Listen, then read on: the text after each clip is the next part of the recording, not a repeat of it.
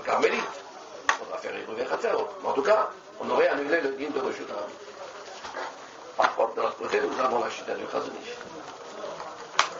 qui, donc on l'a vu maintenant, lui, il opte, non par exemple comme Mishnah Torah, donc il a une autre vision de voir une autre optique de voir toute cette sougia-là. Pour ça, ce que je dis, c'est en quelques mots, parce que c'est une sougia qui est très dense et je dirais même compliquée, même dans en tout cas, ce que nous voyons actuellement dans les poskim, c'est bon que. Maintenant, nous allons voir, on a juste encore quelques minutes, nous allons voir le Saïf Chet, en revenant à ce que nous étions avant, la page donc course Tzavizaïn, c'est-à-dire 393. Il y a le Saïf Chet et le Saïf Tet. Alors regardez bien ce qui est marqué dans le Saïf Chet et le Saïf Tet, et c'est a priori étrange, pourquoi le Shulchan Aruch, il a réparti ces deux halachot en deux saïfs. Alors regarde ce qu'il dit. Mevo'ot harechavim tet zainam. Il y a des passages des ruelles. Hein? Des ruelles. Des ruelles, c'est pas des ruelles. C'est comme une sorte de mavoy. Un mavoy, c'est un passage. Il y a un passage qui est sans issue. Quand on rentre dans des maisons, autrefois, comment c'était? Il y a un ridouche de Svatachem dimanche, un ridouche extraordinaire du Harash Shulchan pour faire la Kula. Une impasse. Je vous dirai dimanche. Comment il étudie ça, il a deux profs flagrants. C'est formidable ce qu'il dit là, en tout cas, autrefois les rues étaient construites ainsi. Il y a un reshut arabim. Il y avait un reshut arabim. Du reshut arabim, je rentrais dans une impasse, ce qu'on appelle un mavoy. Dans ce mavoy, il y avait une issue dans un khatser, dans une cour. Et dans cette cour qui était ronde ou carrée, il y avait des habitations. Donc les locataires qui habitaient dans ce khatser devaient faire entre eux le hirut des khatser, parce qu'à l'intérieur c'était Vada et Reshut. Quand ils devaient sortir au Reshut Arabim, ils sortaient par le biais du Mavoy, et ce Mavoy les amenait directement.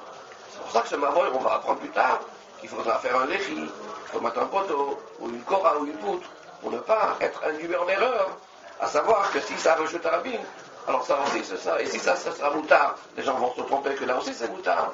C'est pour ça qu'il faudra opter et mettre la procédure du lechi, c'est un petit poteau de dite farine, ou bien d'une kora, d'une poutre, pas moins, pas haute de 20 mois. D'accord? Alors c'était ça la procédure, c'est comme ça que c'était construit, c'est constitué cette façon. Maintenant, de l'autre côté, il y avait également, de l'autre côté du mur du Mavoy, de cette impasse, il y avait également encore une autre entrée dans un autre khatser. Au fond, il y avait également un khatser, donc il y avait plusieurs khatserot dans lesquels il y avait plusieurs habitations. C'est comme ça que c'était construit. Aujourd'hui, on n'est pas construit. En tout cas, les ingénieurs n'ont pas construit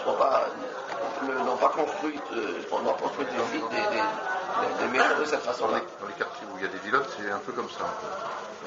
Il y a en effet, maintenant je me souviens qu'à Saint-Brice, ça va un petit peu, il faut revoir sur place. Mais en tout cas, regardez ce qui est marqué ici. Mevo'ot arechavim tetzainam. Mitkatzrin biktzatan. Une rue, c'est pas une règle. Donc à un certain moment, ça se réduit, ça se rétrécit. Et après de nouveau, ça sort. On n'a pas toujours la faculté de faire une rue droite, etc. Maintenant, dans ce raccourcissement, dans cette étroitesse-là, c'est moins que Tetzaïn. Quel est le digne de cet endroit-là? Ça perd le statut de Reshut Arabim, parce qu'il manque la condition de Tetzaïn. On va dire non. Puisqu'il y avait Tetzaïn auparavant, il y avait Tetzaïn au futur, enfin plus loin. Maintenant, les gens, ils ne vont pas sauter, c'est pas un pont. Les gens, pour arriver là-bas, ils y passent par là. Donc, bien que, effectivement, je n'ai pas la mesure de Tetzaïn, ça restera le digne de Reshut Arabim. Mais votre arrêt d'une Tetzaïn, ou mitkatzrin biktzatan, ve'en ba'en Tetzaïn aram. Alors, yesh omrim, she'im or kan le'orech Reshut Arabim, harehem Reshut Arabim. Ça, c'est une façon de voir. C'est-à-dire que la longueur de cet endroit étroit va selon le prolongement du Reshut Arabim. Par contre, il y a une autre possibilité. Il y a une impasse ouverte, c'est pas une impasse, c'est un passage et je rentre dans la largeur d'un Reshut Harabim, également de ce côté d'un arbre, comme un sort de hache. Donc j'ai un Reshut Harabim ici, un Reshut Harabim. Ici j'ai une impasse, un passage de là pour arriver à l'autre côté. Au lieu de faire tout le tour pour arriver à cet endroit-là, je peux passer directement. Mais dans ce passage-là, il n'a pas Tetzaï, il en a 13. Quel est le digne de cet endroit-là? Cet endroit prendra le digne de Reshut Harabim. Parce qu'il est lié et raccordé par ces deux endroits-là qui ont le digne de Reshut Harabim. Puisqu'on y accède par cet endroit-là, ou à droite ou à gauche, dans un endroit qui s'appelle Reshut Harabim. Donc lui aussi prendra le Reshut Harabim, car le Rabbin, il est obligé, pour arriver là, il est obligé de passer par là. Ou alors, non, ça c'est la seconde là. Mevoot Arechavim Yud Gimel Amot Ushlish Ushne Rachel Mefulashim Lirshut Harabim.